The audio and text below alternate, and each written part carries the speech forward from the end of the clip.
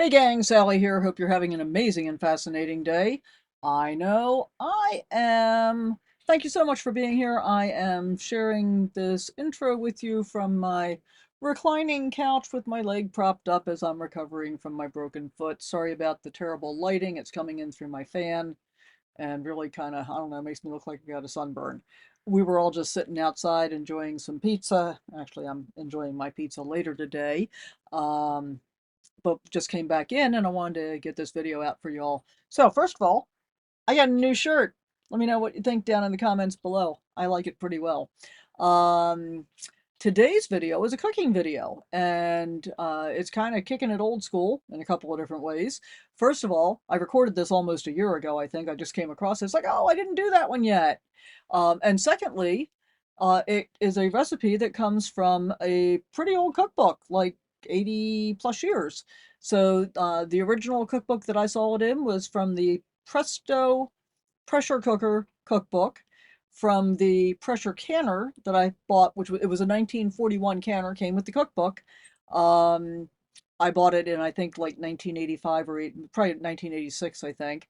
And then I also have the same cookbook came with the pressure canner that I got as a or pressure cooker that I got as a wedding present for my first marriage in 1975.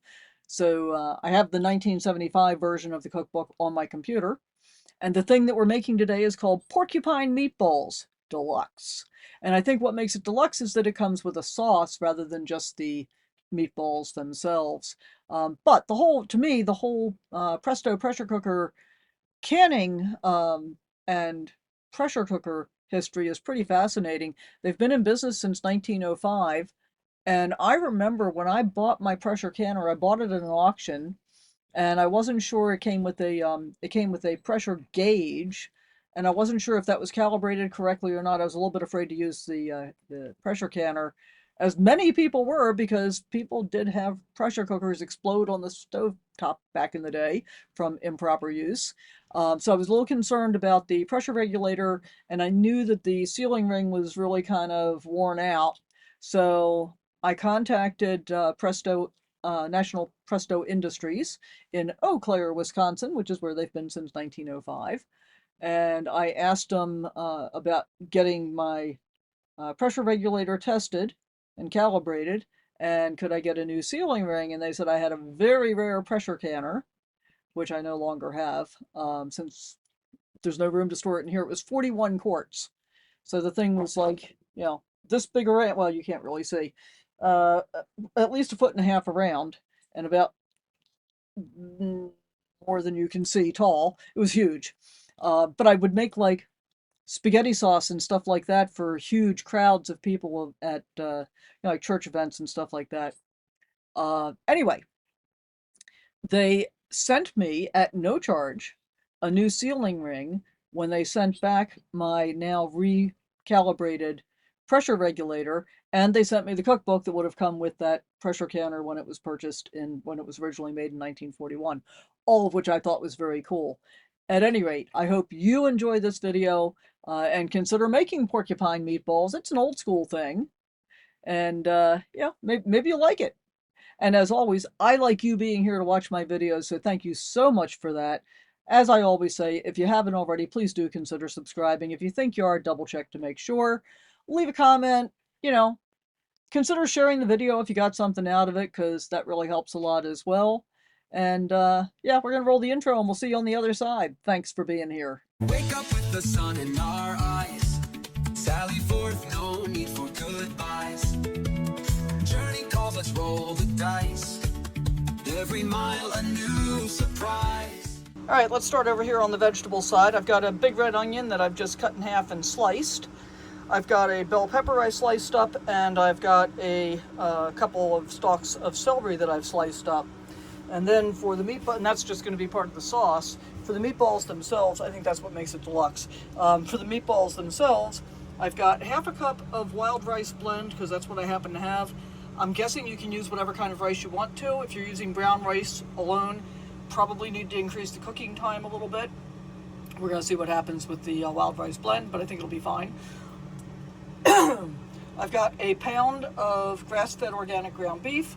I have 2/3 of a cup of crushed tomatoes, because I could not find anything called tomato puree. I don't think we make that anymore, but I think this will be close enough. About a teaspoon of Himalayan pink rock salt and about a teaspoon of black pepper. So what I'm going to do off camera, because I can't do this with one hand, is I'm going to put on my nitrile gloves, which is two things here, guys. I'm using the nitrile gloves and the paper plate so I can just throw it away and I don't have to use a bunch of water to clean up a messy mess. So I'm going to put my gloves on, I'm going to mix this together, and I'm going to form it into 8 meatballs, and then I'll get back with you when we're ready to go to the Instant Pot. So we've got our meatballs all prepared. Got some olive oil heating in the Instant Pot here, and I'm not terribly level, so I'm going to try and get some coverage on each of these as I get them in here. And once again, I'm going with the glove just so I can throw it away and it'll save some water from not having to wash my hands. They actually smell pretty good. I'm very pleased so far. Not sure I'm going to be able to fit all 8 in here though. Yeah, we'll get a little bit closer. Closer now.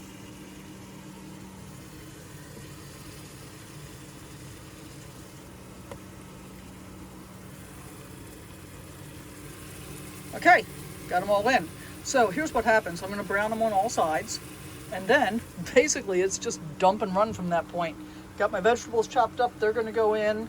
I thought I was going to use tomato sauce. I'm just going to add the rest of this can of crushed tomatoes because that'll be fine. Then I won't need to add that. And then on top, I've mixed up mustard with salt and a little bit of water. Their recipe calls for sugar. I don't feel the need for it, so I'm eliminating it. And that gets poured on top of everything. And then we go in the Instant Pot. So let's get the meatballs brown, and I'll show you everything else once we get to that point. Okay, we have beautifully browned meatballs, and I'm debating between removing some of the juice and fat that came off or leaving it. I'm going to opt for leaving it just because, you know, in part I'm kind of lazy. This is going to be a two-handed affair. I'm going to go ahead and dump all the vegetables in. And then I'm just going to kind of, you know, split them up a little bit.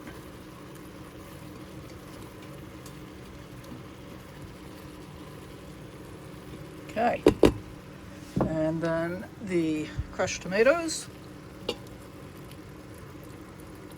Here's a hint for most Instant Pot stuff is leave your tomatoes on top, not down below. And I think I'm going to put in at least some of the tomato sauce as well. I wasn't gonna, but I want it to be kind of juicy because I've also got some really good sourdough bread. I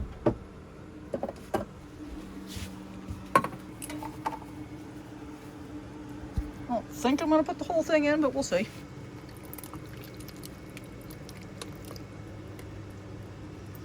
Yeah, I think we're going to go about like that. That's about 2/3 of the can. And that looks about right to me. And then we're going to take our mustard slurry and we're going to add that over the top.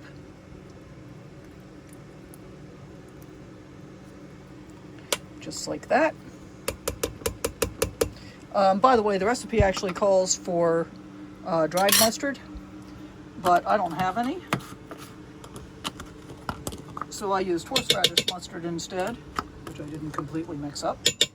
I used horseradish mustard instead, prepared. So if you're using prepared mustard instead of dry mustard, it's 3 times as much prepared mustard. Let me grab the lid.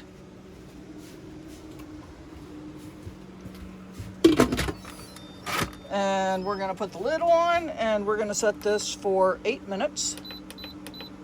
I'm going to set it for 9 because I don't think 8's going to be enough to cook the rice personally, but hey, that's just me.